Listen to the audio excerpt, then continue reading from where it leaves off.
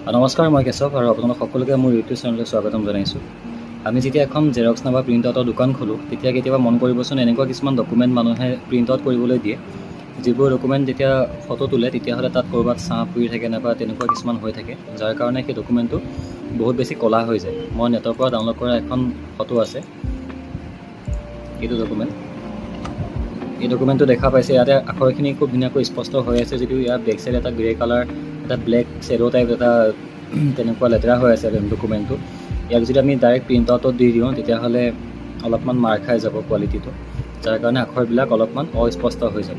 তেনে ক্ষেত্ৰত আমি ধুনীয়াকৈ ইয়াক আমি বগা কৰিব পাৰোঁ। তাৰ কাৰণে আমি ক্ৰপ টুলটো লৈ পিনে, যোনটো এইটো ক্ৰপ টুল যাৰ শ্বৰ্টকাট কি চি হয়, আমি প্ৰথমতে আমাক যিখিনি প্ৰয়োজন হয় আমি তাক লৈ ল'লোঁ, এণ্টাৰ প্ৰেছ কৰিলোঁ, বাছ অলাগতিয়াল পাৰ্টটো ডিলিট হৈ গ'ল। গতিকে এতিয়া আমি অলপমান জুম কৰি লৈ পেলাই Ctrl+L প্ৰেছ কৰিলোঁ। যোনটো লেভেল পেনেল হয় আমাৰ, সেই পেনেলটো খোল খাব। সেই পেনেলটোত দেখা পাব তিনিটা পেন টুল আছে। ইয়াৰে যোনটো ৰাইট ছাইডৰ একদম কাষৰটো হয়, সেই পেন টুলটোত এবাৰ ক্লিক কৰিলোঁ। তাৰপিছত ডকুমেণ্টটোৰ যিটো পাৰ্ট আটাইতকৈ বেছি ক'লা হয়, এইটো নহয় যে ডকুমেণ্টটো যদি কিবা ফটো চটো থাকে, সেই ফটোৰ যোনটো ক'লা পাৰ্ট হৈ থাকে সেইটোত নকৰিব। বাকী আখৰ চাখৰ য'ত আছে, তাত য'ত ছাঁ পৰি আছে নাইবা যোনটো জেগা অলপমান ক'লা হৈ আছে, ডাৰ্ক হৈ আছে, তাত আপোনালোকে এটা ছিংগল ক্লিক কৰিব খালি, বাছ দেখা পাব লগে লগে আপোনালোকৰ যোনটো ডকুমেণ্ট হয় সেই ডকুমেণ্টটো খুব ধুনীয়াকৈ চাফা হৈ পিনে প্ৰিণ্ট আউটৰ কাৰণে একদম উপযোগী হৈ গ'ল। তেনে ক্ষেত্ৰতো কেতিয়াবা মন কৰিব অলপমান কোৱালিটিটো এতিয়াও অলপমান ইমান এটা হেৰি হোৱা নাই, ক্লিয়াৰ হোৱা নাই, অলপমান এইবিলাক দেখা পাইছে অলপমান ডট ডট টাইপ হৈ আছে। তেনেকুৱা যেতিয়া হ'ব, জুম কৰি লৈ পিনে ইহঁতক অলপমান আপোনালোকে এডজাষ্ট কৰিব পাৰে।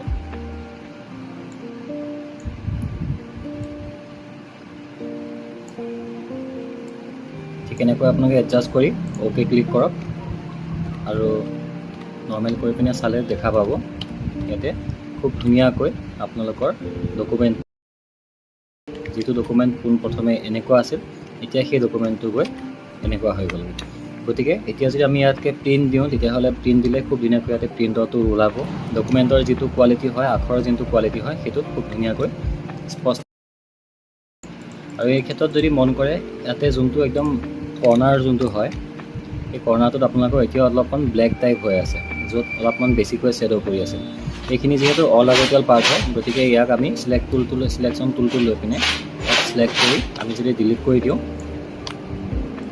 এতিয়া দেখা পাব খুব ধুনীয়াকৈ এই ডকুমেণ্টটো আমাৰ প্ৰিণ্টৰ উপযোগী হৈ পৰিল।